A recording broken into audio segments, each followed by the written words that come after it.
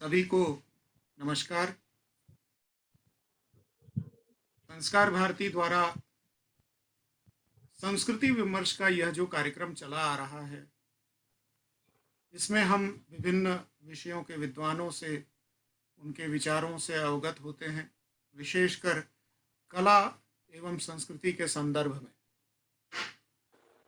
पिछले कई एपिसोड में आपने विभिन्न विद्वानों से मुलाकात की है और आज हम पुनः आपकी सेवा में उपस्थित हुए हैं।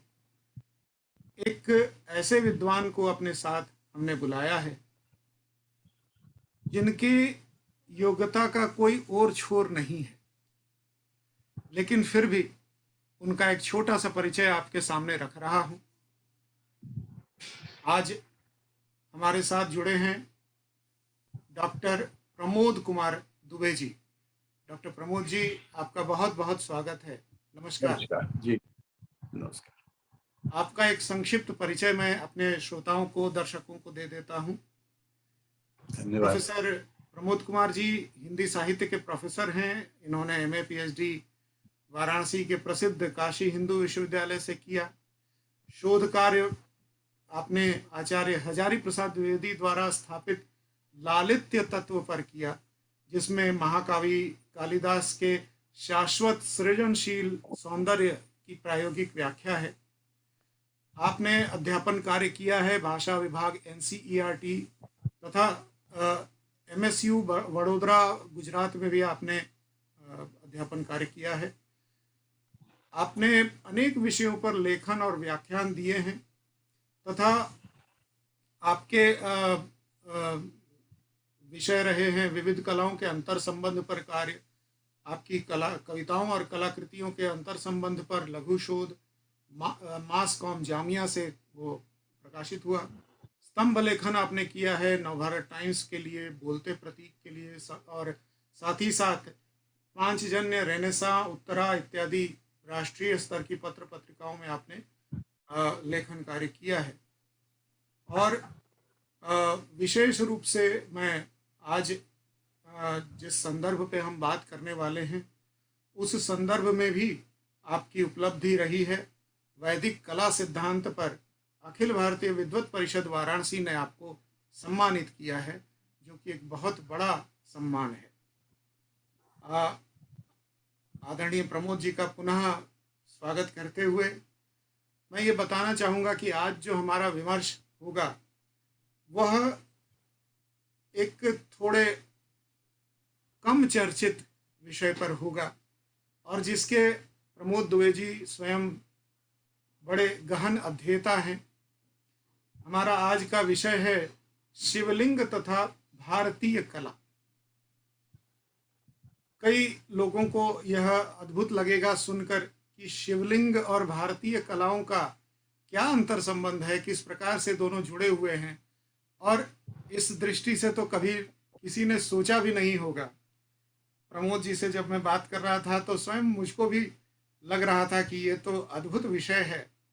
और मैं चाहूँगा कि सीधे आदरणीय प्रमोद जी से ही यह पूछता हूँ कि प्रमोद जी, शिवलिंग और भारतीय कलाओं में क्या संबंध है, आप कैसे इसको देखते हैं? धन्यवाद। यह एक रोचक विषय है, लेकिन एक मैं परिचय दे रहा हूं शिवलिंग के विषय में। उसका नाम है वाग वपुः, माने ध्वनि का शरीर, वाग का वपु। आप सोच सकते हैं कि जिसका नाम हो ध्वनि का शरीर, तो उसमें नादात्मक, वर्णात्मक जितने कलाएं होंगी वो सब समाहित होंगी। भगवान शिव के डमरू नाद को कौन नहीं जानता है। उस डमरू नाद से 14 माहेश्वर सूत्र निकले और वह माहेश्वर सूत्र पाणिनि के व्याकरण का आधार बना। और जब माहेश्वर सूत्र कोई संगीतज्ञ कोई तबला पर बजाता है, कोई मृदंग पर बजाता है, तो पूरी काशी जानती है, सब लोग, आप यूट्यूब पर चाहेंगे तो देखेंगे कि वो एक संगीत का आधार है, ताल है, लय है, उसमें छंद है। माहेश्वर सूत्र के बारे में जितना भी कहा जाए कम होगा। और अब इसमें कितनी बार डमरू नाद किए थे, तो उन्होंने लय काल समाप्त हो जाने के बाद पाणिनि लिखते हैं कि 9 पंच बारान, 9 और 5 बार, एक ही बार 14 नहीं कह दिया, 9 और 5 बार। तो 9 और 5 जब जोड़ते हैं तो 14 होता है, और जब गुणा करते हैं तो 45 हो जाता है। 22 प्रत्याहार, कहीं 23 नहीं, 43, 42, 45 से 2-3 इधर उधर प्रत्याहारों की संख्या है। 45 है, लेकिन वास्तव में उसमें 3 अनाख्य हो जाता है, उसकी व्याख्या नहीं होती, तो कहाँ जाता है? ओंकार में चला जाता है। ओंकार कहाँ जाता है? तो 3 स्वर ओंकार के सब लोग जानते हैं कि अ है, उ है और म है, लेकिन नाद बिंदु कहाँ? तो नाद बिंदु जब जोड़िएगा तो 5 हो जाएगा। इस तरह से एक रेखा गणित, एक त्रिकोणमिति उसमें समाहित है, क्योंकि 45 जब होता है तो वह वृत्त का 8वां हिस्सा होता है, 45 डिग्री, और वह शिवलिंग में सबसे ऊपर अर्धवृत्त होता है। उसके मध्य में विष्णु भाग कहते हैं, वो अष्ट अष्ट कोण होता है, और उसके नीचे चतुष्कोण होता है। ये एक संरचना में बोल रहा हूं, जो मत्स्य पुराण में है, नीचे चौकोर, उसके ऊपर जो विष्णु खंड आएगा ब्राह्म खंड के बाद, तो वह है अष्टकोण। फिर त्रिज्याएं इतनी बढ़ जाती हैं कि वह अर्धवृत्त हो जाता है, तो ऊपर वाला भाग, इसमें वह गणित समाहित है जो अभी मैंने कहा। एक बिंदु जब अपना चतुष्कोण में विकास करता है, वर्ग बनता है, यानी एक बिंदु पर जब आप स्वस्तिक बनाते हैं तो चौकोर हो जाता है, चतुर्दिक विकास करता है रेखाओं का, और वही जब रेखाएं दुगुणित हो जाती हैं तो अष्टकोण बन जाता है। वही जब अनंत त्रिज्याएं जब विकसित हो जाती हैं तो वृत्त हो जाता है। ये पूरा गणित उसमें समाहित है, और बिल्कुल ये प्रारंभिक जो गणित है वो आपको सिद्ध कर रहा होगा कि कहाँ विज्ञान इसमें निहित है। ये सिर्फ इतने से नहीं है कि कौन सी कला समाहित हो रही है।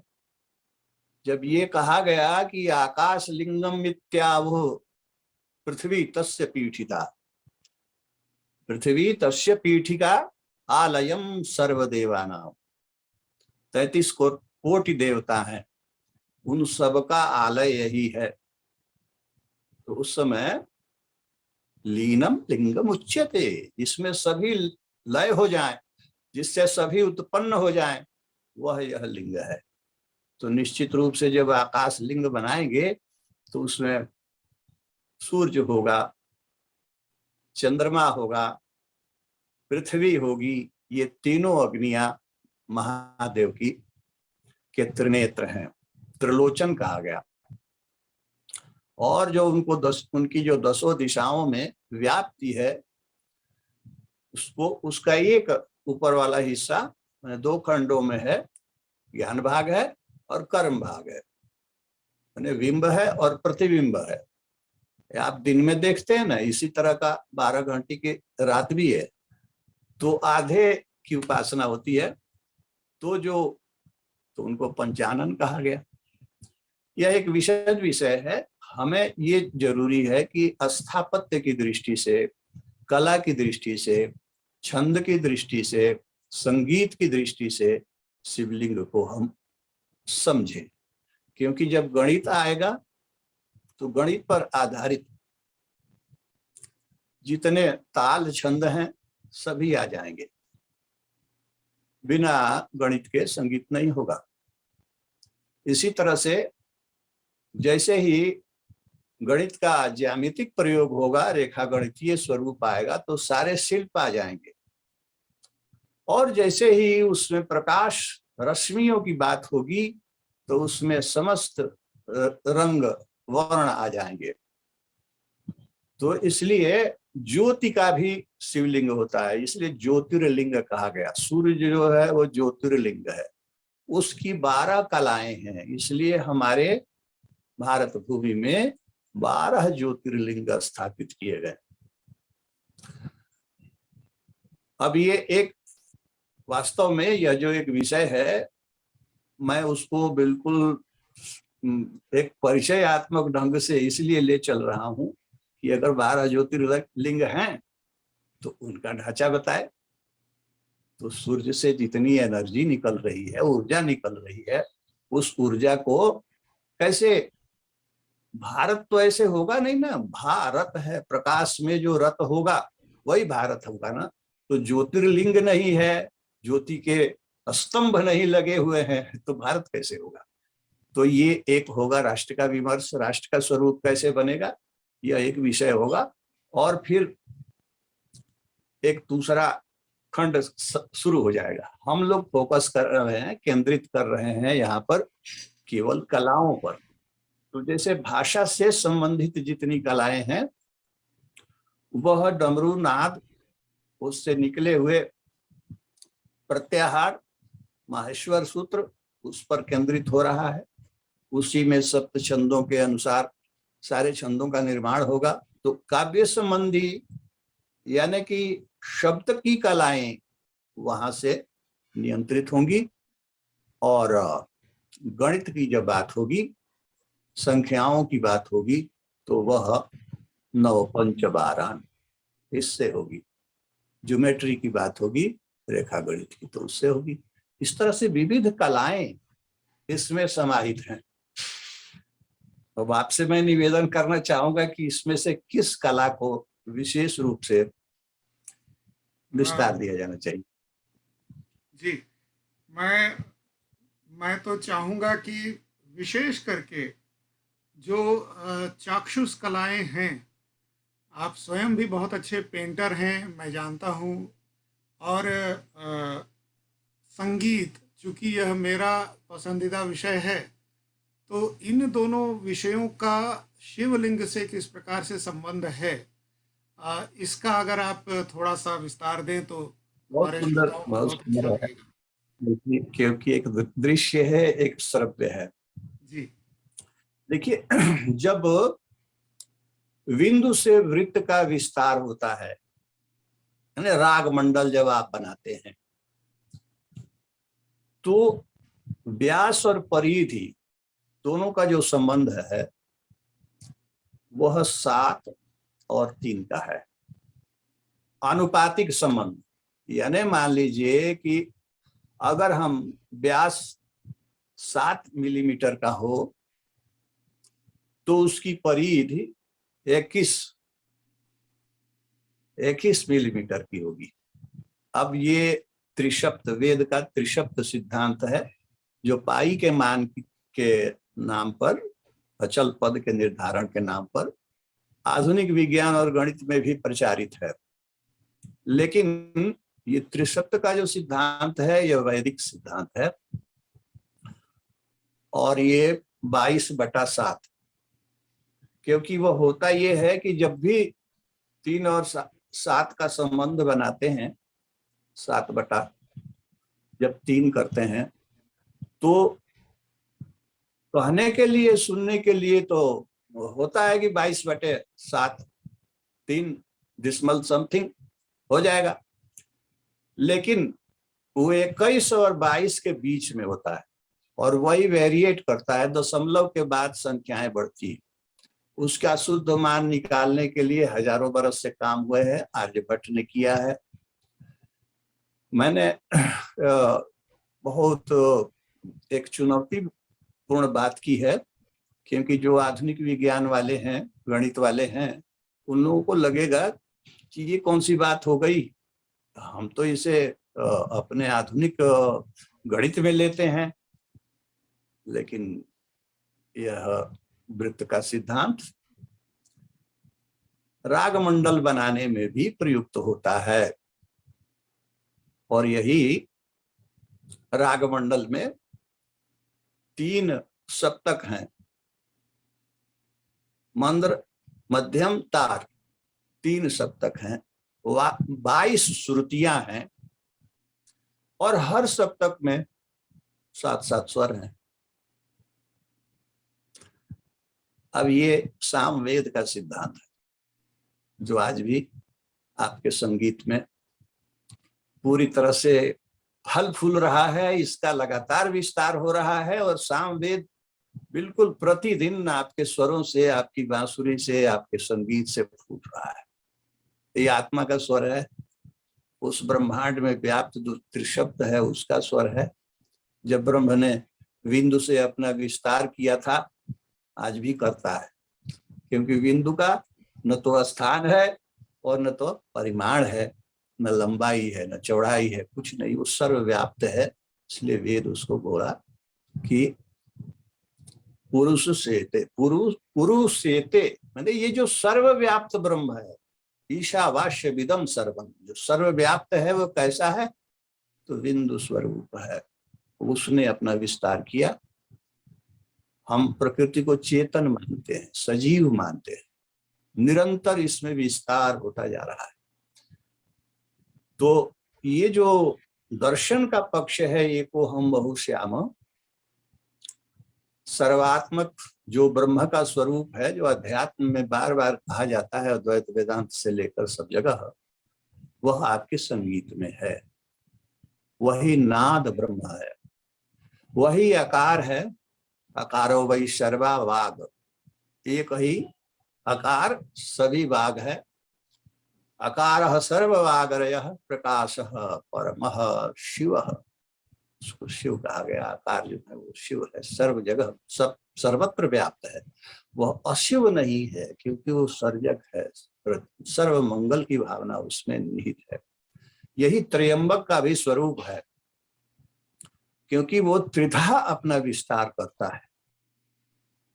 इस तरह से एक जो दार्शनिक पृष्ठभूमि की बातें हैं, गहरे विज्ञान का विषय है, वह सामान्य ढंग से आपके संगीत में व्यवहारित हो रहा है, और व्यवहारित ही नहीं, लोक भाव तक पहुंचता है, सबको मनोरंजित करता है और आत्मस्थ करता है, रसान्वित करता है, आनंदित करता है। कहीं आप न जैसे कहीं इसी चीज को, जी, कहीं न कहीं 7 रंगों में भी ये कहीं प्रदर्शित होता ये है मैं कि कहना जा रहा था, अगली बार कहने जा रहा था कि 3 ही प्रधान रंग है, और वो है रक्त, श्याम और पीत। इस रक्त, श्याम, पीत से 7 रंगों का विस्तार होता है। तो ऐसा है कि साइंस की पढ़ाई वाले के यहाँ बैनियाह पिनाला, बैगनी, उसके बाद नीला, आसमानी, हरा, पीला और नारंगी, लाल, ऐसे सभी बच्चों को पढ़ाया जाता है। और हम भूल ही गए हैं कि इसका हजारों हजार साल पुराना संस्कृत में या हमारे ग्रंथों में क्या लिखा हुआ है, तो उनका है ई, नी, ख, ह, पी, स्व, राह। इंद्रनील माने बैजनी, वायलेट, उसके बाद नील, उसके बाद ख नील, ख माने आकाश, ख नील, फिर उसके बाद पीत, उसके बाद हरित, फिर पीत, फिर स्वर्ण। अब यहाँ वो ऑरेंज की बात कर रहे हैं, नारंगी की बात करें, वो वास्तव में स्वर्ण है, तो वो स्वर्ण, और फिर उसके बाद रक्त। इस तरह से 7 रश्मियां हैं। इन सातों रश्मियों का संगीत बज रहा है राग मंडल में। और जो परमः प्रकाश जो शिव है, जो बिल्कुल श्वेत है, कर्पूर गौरम करुणावतारम, तो जो कर्पूर की तरह गोरा है वह इस सातों रंगों के पीछे है। इसमें त्रिशब्द का जो सिद्धांत है वो यज्ञ का सिद्धांत है। अपने आप में ये एक बड़ा विषय हो जाएगा, और हम सामान्य परिचय के साथ जाना चाहते हैं कि हमारे जो श्रोता हैं वो अपने विषय के लिए उत्सुक हों, क्योंकि ये नित्य पंच महाभूत के 7 वर्ण होते हैं। नित्य पंच महाभूत और अनित्य पंच महाभूत। तो सभी, जैसे एक प्रश्न हो कि भगवान श्री कृष्ण 56 प्रकार का भोजन करते हैं। अब ये 56 प्रकार का व्यंजन क्या है और क्यों है? उसका कारण ये है कि इस पृथ्वी में 56 प्रकार की रश्मियां हैं, 28 जोड़ 28। तो सारे रस और रश्मियां इस वासुदेव वसुधरा के अधिष्ठाता कौन है? वासुदेव। वासुदेव श्री कृष्ण जब इस वसुंधरा के अधिष्ठाता हैं तो सारे रसों का पान करेंगे ना। इसलिए 56 प्रकार के व्यंजन उनके लिए बनाए जाते हैं। अब इससे अभिप्राय क्या था कि आप पृथ्वी तत्व कहते हैं तो उसमें कितनी रश्मियां हैं? तो 56 रश्मियां हैं। अब अभिप्राय ये था कि हमारे पंचमहाभूत की रश्मियां होती हैं, और वो रश्मियों वाला जो पंच तत्व है उसको नित्य पंच तत्व कहा जाता है। उससे फिर पंजीकरण होता है, वेदांत का विषय है। तो इस तरह से जो पदार्थ जगत दिख रहा है इसके पीछे रश्मियां हैं, और ये सब रश्मियों से हमारी चित्रकला का गहरा संबंध है। अब फिर मैं आ रहा हूं कि जब भी त्रिशब्द बनाएंगे तो वृत्त बनेगा। शिवलिंग जो है त्रिवृत्त है, एक वृत्त नहीं है, उसमें 3 वृत्त हैं।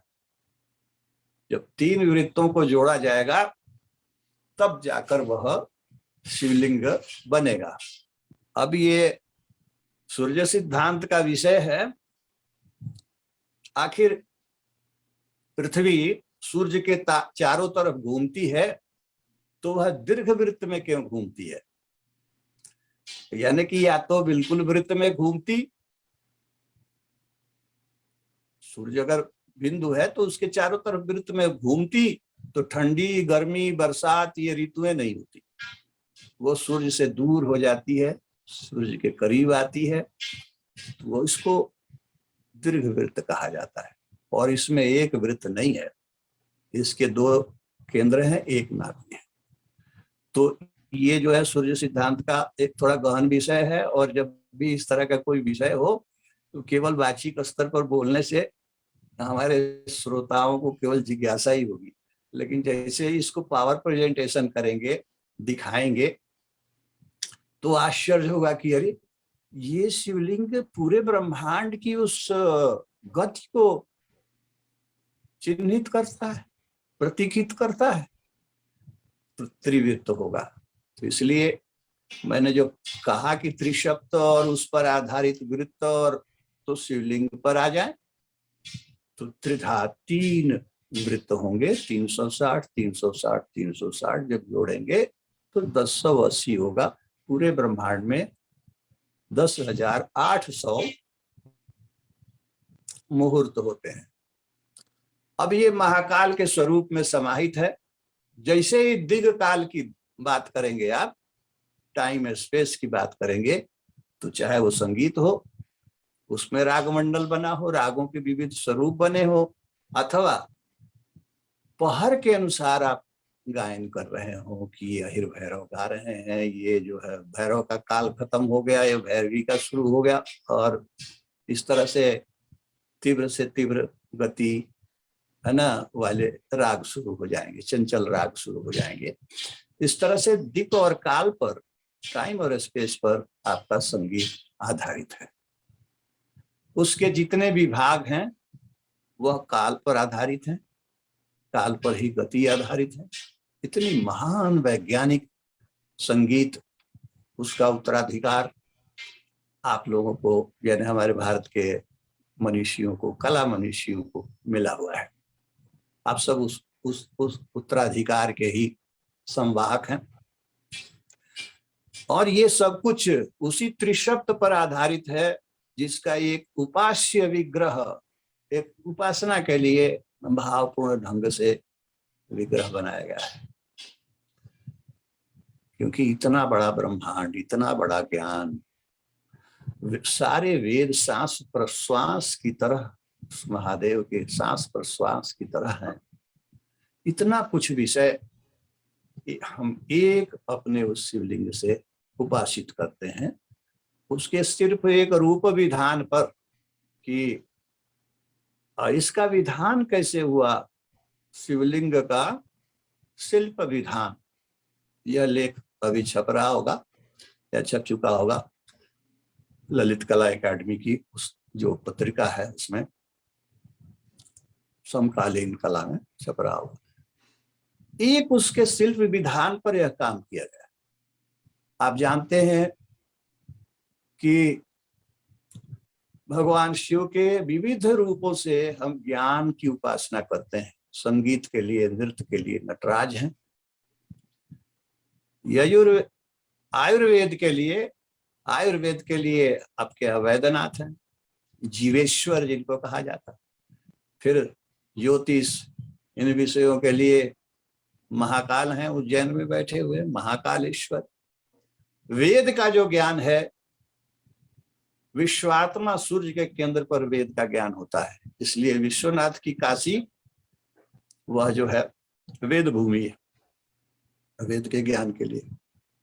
तो इस तरह से विविध उपासनाओं को केंद्रित किया गया शिवलिंग पर। बहुत सुंदर आपने व्याख्या की इन विषयों की। अब थोड़ा सा एक हटकर विषय, हालांकि ऐसा नहीं है, सभी संबंधित ही हैं, लेकिन भारतीय कला दृष्टि जो इस समय हमारे बच्चों को बहुत कम मिलती है और परोक्ष रूप से मिलती है, सीधे सीधे नहीं मिलती है, आपने भी ऐसा अनुभव किया होगा। और पाश्चात्य कला दृष्टि यह सीधे सीधे मिल रही है, डायरेक्ट इसका एनफोर्समेंट हो रहा है, ये भी आपने अनुभव किया होगा समाज में। आप इन दोनों कला दृष्टियों को कैसे देखते हैं? इनका किस प्रकार से आप इस समय भारत के जो कला परिदृश्य है इस समय, उसमें इनका कैसे आप जोड़ तोड़ देखते हैं? जी, वास्तव में अंग्रेज के आने के पहले तक जी भारत में विभिन्न आक्रमणों के बावजूद जो कला जीवित थी, और आज भी अल्पनाएं हैं, मूर्ति कला है, ये हमारी विविधता, मूर्तियों में काम है तो पेंटिंग में भी काम है। ये आप देखेंगे अजंता एलोरा सब गुफाएं भरी हुई हैं, रॉक आर्ट भरे हुए हैं, जो हमारे गुफाओं में जो शिलाओं पर बने हुए हजारों लाखों वर्ष के हैं, भीमबेटका वगैरह पकड़े हुए। तो वो जो शैल चित्र हैं, इनसे हमें क्या ज्ञात होता है? वह यह ज्ञात होता है कि भारत की कलाएं उच्च विज्ञान पर आधारित एक सृजनशील उत्सवों से संबंधित, माने जिसको कहें अनुष्ठानिक, जो समय के साथ चलता है कि जैसे नाग पंचमी का दिन आ गया तो घरों में चारों तरफ नाग बनेंगे, और वो नाग में कल्पवल्ली भी उसको कहा जाता है।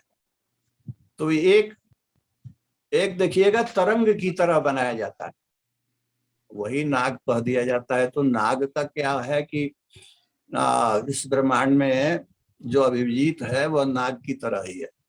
तो वो महाकाल वो का आभूषण बना हुआ है, वो सब प्रतीकों में कहा गया है। नाग पंचमी के दिन घरों में बनता है, अल्पनाएं बनती हैं। अल्पनाओं को देखिएगा कब बनती हैं, तो कहीं रंगोली बन रही है दिवाली के दिन की लक्ष्मी जी आएंगी, कहीं पोंगल के समय बन रही हैं, संक्रांति के अवसर पर बन रही हैं। फिर ट्राइबल में जाइएगा, हमारी जो वन जातियां हैं इनके सारे जो इनकी कलाएं हैं देखिएगा, सब में ज्योमेट्री बढ़ी हुई है, सब कोई ट्रायंगल एंगल सब बने हुए हैं उसमें। तो ये जो है तंत्र कला से भी संबंधित है।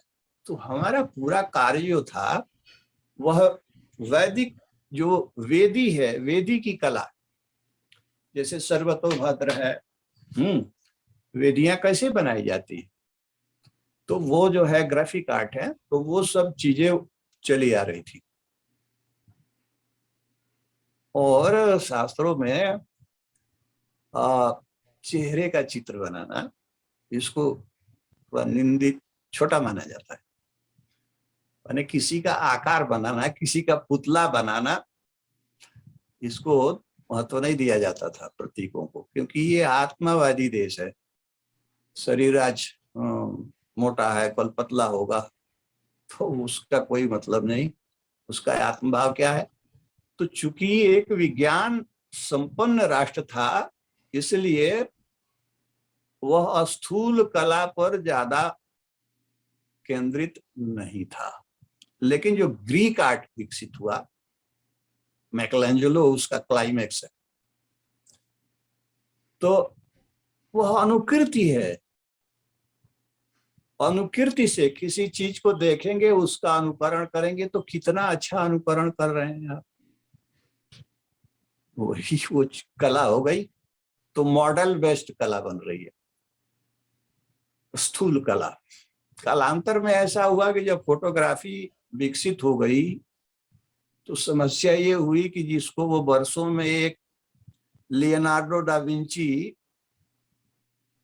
एक मोनालिसा का चित्र 4 साल में बना रहा है, या जितने साल लगे, मैंने लंबा समय, वर्षों लगे, उसके बाद उसी चित्रकला को, उसका नाम है मोनालिसा की मुस्कान, तो दोनों उसके होठों के किनारे एक मुस्कान है।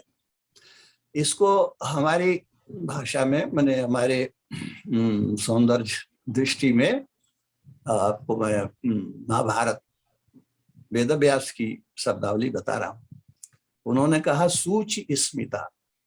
सूचि स्मिता यानी सुई की नोक के बराबर मुस्काने वाली, वही है लियोनार्डो दा विंची की जो पेंटिंग है, वह है सूचि स्मिता, मोनालिसा की मुस्कान। कब मुस्कुराई जानकारी नहीं मिलेगी, बहुत एलीट स्माइल है वो, इसलिए दुनिया में मशहूर हुआ। अब क्या हुआ कि जब फोटोग्राफी आई, तो एक ही स्नैप में सेकंड के 1/4 में खींच लिया उसने।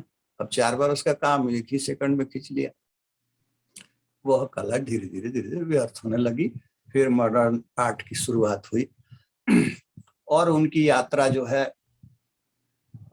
वान गॉग, या मान लीजिए रेम्ब्रा, या उसके बाद पिकासो वगैरह, ये जितने लोग हैं वो डिकंस्ट्रक्शन की ओर गए कि अब इसका खंडन करिए, इसमें डायमेंशन क्रिएट कीजिए, क्यों यह एक ही तरफ से दिखेगा, दूसरी तरफ से क्यों नहीं दिखेगा। तो खंड विखंड जब शुरू हुआ, तो वो हो गया मॉडर्न आर्ट। अब देखिए, उनका एक अनुकरण से विखंडन तक की यात्रा है। आपके और हमारे अनुकरण करने से नहीं होगा, उनका एक धमाका है, एक रॉक है, एक पॉप है, उसका अपना एक स्रोत है, यहाँ वाले नकल करते हैं। तो वो हंसते हैं कि भाई आपकी कला तो कुछ है नहीं। तो अंग्रेज जब यहाँ इस देश में रहने लगा, तो उसने हमारी मूर्तियों का अपमान शुरू किया, मजाक उड़ाना शुरू किया। कहीं इतने सारे सिर हो जाने से कोई महाबली हो जाता है? अगर 10 भुजाएं हो जाएंगी तो क्या इससे महाशक्ति बन जाएगी? अब जगन्नाथ की मूर्ति है, बिल्कुल गोल गोल सी आंखें, सबको देखता है, तो सबको देखता है, इस तरह का भाव है भाई। उसकी नजरों से कोई ऐसा नहीं जो बचा हुआ हो, चाहे जितना छिपे। जगन्नाथ की आंख जो है एक प्रतीक है, एक कोई एक भाषा है जो बता रही है। अब उनको क्या कहा हुआ भी कि जाता है नयन पथगामी, हाँ, जगन्नाथ स्वामी नयन पथगामी। नमयन पथगामी। अब क्या है कि आंखों की के रास्ते जाने वाला ऐसा है कि हमारे जितने सिंबल्स थे, जो प्रतीक थे, उनके लिए अनबूझ पहेली हो गए। और चूंकि वो सत्ता में थे, इसलिए जितने फाइन आर्ट यहाँ पर शुरू किए गए, उसमें वही ग्रीक आर्ट शुरू किया गया। अब न ये घर के हुए न घाट के हुए, आज भी ये समस्या बनी हुई है। इस पर हमारे बहुत विद्वानों ने काम किया। मैंने विवेकानंद जी ने तो एक आंदोलन ही शुरू किया, जिसको आगे चलकर निवेदिता ने प्रयोग किया, और पूरा बंगाल स्कूल, जिसको अवनींद्रनाथ ठाकुर वगैरह से मिलाकर जो खड़े हुए लोग, वो उसका एक प्रतीक है। आज फिर समस्या है कि जो हमने आजादी के पहले लड़ाई लड़ी थी, वह परिदृश्य से बाहर है। अब जो आचार्य लोग हैं वो समझ नहीं पा रहे हैं कि कहां से शुरू करें, क्योंकि कला के क्षेत्र में एक आंदोलन हुआ, प्रोग्रेसिव आर्टिस्ट ग्रुप। ये जो कम्युनिस्ट इंटरनेशनल था रसिया में, ये 22, 24, 25, 19 इस समय शुरू हुआ था। और ये दुनिया भर की के कलाकारों को अपने मंच पर इन्होंने बुलाया, जिसमें एक इप्टा भी है, एक प्रगतिशील लेखक संघ भी है, और इन्होंने एक कला सृजन की शक्ति को आंदोलन का विषय बनाया, और उन्होंने एक एस्थेटिक्स देना शुरू किया। नतीजा ये हुआ कि जो हमारी पुनर्जीवित धारा थी, अंग्रेज से संघर्ष करके आगे बढ़ रही थी, वह वहीं कुंठित हो गई, वो ठहर गई है। आप देखेंगे कि संविधान के पृष्ठों पर नंदलाल बोस जब काम कर रहे हैं, तो वह जो है, उनको याद है कि अजंता में किस तरह से रेखांकन हुआ है, उसी रेखांकन को अपना रहे हैं। ग्रामीण कलाएं जो यामिनी राय वगैरह, जो जैसे अपना मिथिला आर्ट है, वैसे हमारे क्षेत्र में तंजौर से लेके कश्मीर तक, ये आप तिब्बत तक देखेंगे, थंका वगैरह पूरे लोक में व्याप्त जो कलाएं हैं, उनकी शैलियां हैं, उन रेखांकनों का प्रयोग करते हैं, उसी तरह के रंगों का प्रयोग करते हैं संविधान के निर्माण। लेकिन ये सारी चीजें प्रोग्रेसिव आर्टिस्ट ग्रुप जो है, जिसमें आप हैदर हैं, रजा हैं, हुसैन हैं, आदि आदि लोग हैं, डिविएट कर दिया उसको। जो आगे बढ़ाने का काम था राष्ट्रीय भावना से, राष्ट्रीय संस्कृति के आधार पर, वो रुक गया। और इस तरह से हमारे बच्चों को वेस्टर्न, ईस्टर्न, भारतीय और पश्चिमी, अथवा हम आगे क्या करें, रंग और रेखा का संबंध क्या होगा, ये हमारे लोग बस इतिहास पढ़ा देते हैं फाइन आर्ट में। लेकिन जब मेरा संपर्क उन लोगों से था, तो हमारे एक गुरु थे काशी हिंदू विश्वविद्यालय में, रामचंद्र शुक्ल उनका नाम था, डीन होते थे। उन्होंने एक समीक्षावादी आंदोलन किया था, और इन बातों को वो बताते थे कि देखो भारतीय कला किस तरह से अपना मार्ग भटक चुकी है। तो इन विषयों को पुनर्स्थापित करने का काम समाज के साथ सृजन का संबंध हो, इसकी चुनौती आज भी बनी हुई है।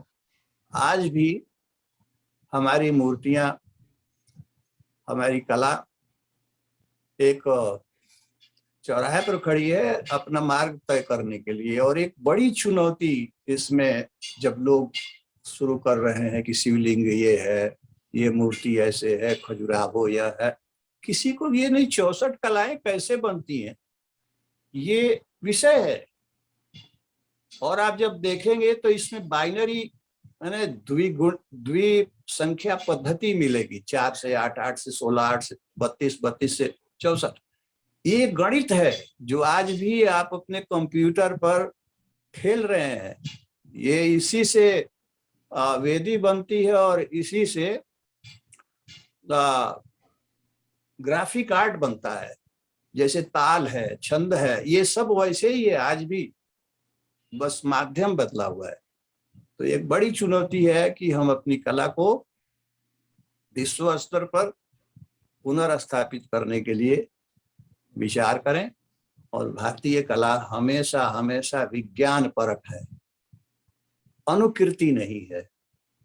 अगर वो प्रकृति का भी चित्रण करता है तो उसमें भी प्रकृति के भीतर सूर्य, चंद्र, पृथ्वी, ये जो रश्मियां हैं, जो इसमें संरचना है, क्योंकि वेदों से उसको यह 3 अग्नियों का उत्तराधिकार मिला हुआ, त्रिगुणात्मक जगत का दर्शन मिला हुआ है। इसलिए बीच में हमारे जिन लोगों ने, पणिकर वगैरह ने जैसे दुर्गा पर चित्र बनाया, जो बहुत चर्चा नहीं हुई। आप हुसैन चर्चित हो गए क्योंकि विध्वंसकारी कलाकार कर रहे हैं और उनके पास पीछे कुछ लोग हैं तो उनको प्रोपगंडा मिल रहा है, लेकिन वही पणिकर को नहीं मिल रहा है। लेकिन उनकी दुर्गा जरा देखिए, फूलों से सजी हुई, पूरी प्रकृति से। तो पूरी प्रकृति है, 10 दिशाएं हैं तो 10 भुजाएं हैं। इस तरह से जो भारतीय कला है आगे बढ़कर भी प्रश्रय के बिना ठहर गई, रुक गई। अब इसका कारण सरकार भी है, तत्कालीन इतिहास है सरकारों का, उसमें कब क्या ऊंचा नीचा होता रहता है। इसको पुनर्स्थापित करने की जरूरत है और कुछ मेरी भी जिम्मेवारी इस क्षेत्र में है, जो फिर बात करें। आपसे बात करके लगता है कि सुनता ही जाऊं, लेकिन समय की सीमा है, इसलिए आज इस विषय को यहीं हम विराम देते हैं। आपने इतना सुंदर व्याख्यान दिया, इतनी सुंदर बातें बताई, हम सभी आपके ऋणी हैं और बहुत बहुत आभारी हैं। हम सबकी तरफ से, संस्कार भारती की तरफ से, पूरे परिवार की तरफ से आपका बहुत बहुत आभार। जी धन्यवाद। जी, आप धन्यवाद।